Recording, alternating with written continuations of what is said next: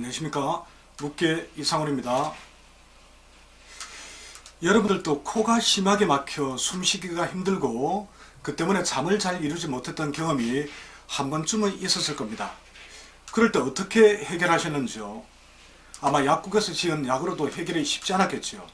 그래서 인터넷에서 코막힘 뚫는 법, 코막힘 없애는 법을 폭풍 검색해 보신 분들도 있으리라 생각합니다. 오늘 방송에서는 코막힘을 없애는 민간요법, 그 중에서도 집에서 쉽게 끓여 먹을 수 있는 매우 좋은 약재를 추천해 드릴까 합니다. 코가 심하게 막히면 그 답답함은 이루 말할 수가 없습니다.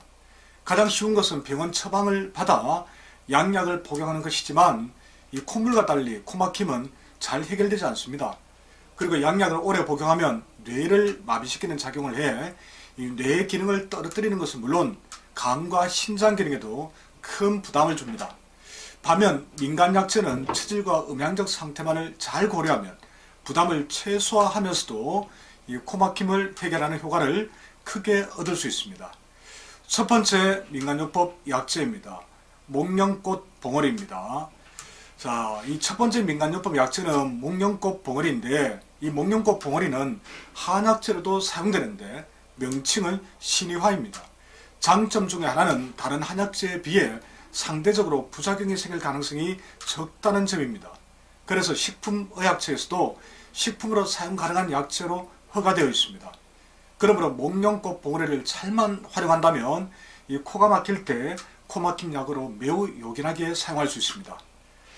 목련꽃 봉오리의 성미는 약간 맵고 따뜻하며 이 폐와 위장에 작용합니다. 코 막힐 때 약으로 쓰기 위해서는 꽃봉오리가 활짝 피지 않았을 때 수확해서 햇볕에 말려 차로 끓여 마시면 됩니다. 가장 많이 적용하는 증상은 차가운 공기에 노출되어 주로 두통이나 몸살이 날 때 사용합니다. 그런데 이 목련꽃 봉오리는 심하게 코가 막힐 때도 뚫어주는 효능 역시 탁월합니다. 그래서 여러분께 추천을 드리게 된 것입니다. 봄에 목련꽃 필 때 꽃봉오리 한번 따서 말려서 한번 드셔보십시오. 아니면 약재상에서 구입하셔도 됩니다. 자, 근데 다만 이 목련꽃 봉오리는 맵고 따뜻한 성질이 있어 혈과 진액이 지나치게 마르고 그 때문에 이 얼굴로 열이 심하게 오르거나 마른 기침을 할 때는 곤란합니다. 부작용이 생길 수 있으므로 그럴 때는 섭취하지 않는 것이 좋습니다. 자, 두 번째 독고마리입니다. 한약재 명칭이 창의자로 불리는데 역시 식약처에서 식품으로 사용 허가된 약재입니다. 하지만 독고마리 역시 기본 약성을 알고 있어야 혹시나 있을지 모르는 부작용을 예방할 수 있습니다. 양약과 한약재를 막론하고 세상에 어떤 것도 부작용이 전혀 없는 애는 없기 때문입니다. 독고마리 열매는 목련꽃 봉오리와 마찬가지로 성미가 따뜻하고 맛은 맵고 씁니다. 그런데 코가 막힐 때 이 코막힘 약으로 쓰는 것은 잘 통하게 하는 작용이 강하기 때문입니다. 잘 통하면 뚫리겠죠. 자, 이처럼 막힌 곳을 잘 뚫어주는 약성 때문에 독고마리 열매는 코막힘 약으로 탁월한 효능을 발휘합니다. 그런데 이 독고마리 열매의 창의자는 독성이 약간 있습니다. 그래서 생으로는 복용할 수 없으므로 반드시 볶아서 사용해야 합니다. 프라이팬이나 큰 냄비에 넣고 이 가시가 있는데 이 가시가 살짝 탈 정도로 볶아주거나 아니면 토치가 있죠. 이 토치로 가시를 태워주시면 됩니다. 독고마리 열매를 볶은 후에는 생수 1000cc에 10g 정도를 넣고 끓여서 음용하시면 됩니다. 만약 독고마리 달인 물로 이 코 속을 헹구기까지 한다면 더 큰 효과를 얻을 수 있습니다. 많이 힘드신데 마시고 또 코를 헹구고 같이 해보셔야 되겠죠. 다만 목련꽃 봉오리와 마찬가지로 간혈과 음액이 지나치게 메말라 이 얼굴로 열이 오르는 증상이 있을 때는 부작용이 생길 수 있으므로 드시지 않는 것이 좋습니다. 자, 지금까지 코가 심하게 막힐 때 코막힘 약으로 쓸 수 있는 두 가지 약재를 소개해 드렸습니다. 그런데 이들 약재는 맵고 따뜻한 성질이 있으니 태양인 금체질과 소양인 토체질은 절대 복용하면 안 되겠다고 생각하시는 분들이 있을 겁니다. 많겠죠.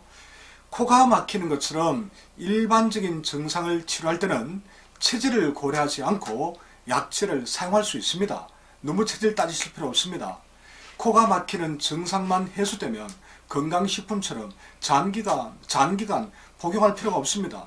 그러므로 너무 걱정하지 않으셔도 됩니다.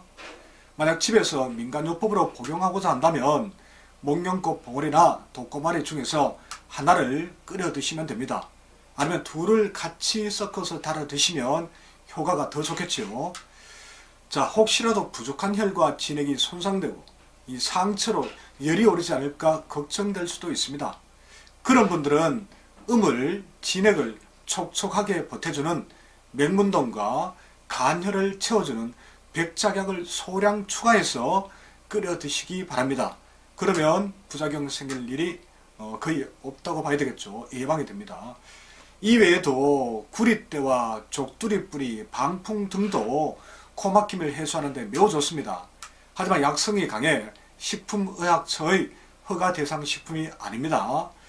이런 약재들은 한의원이나 한약방에서만 사용 가능합니다. 전문 지식이 부족한 일반인들은 사용하지 않는 것이 좋습니다.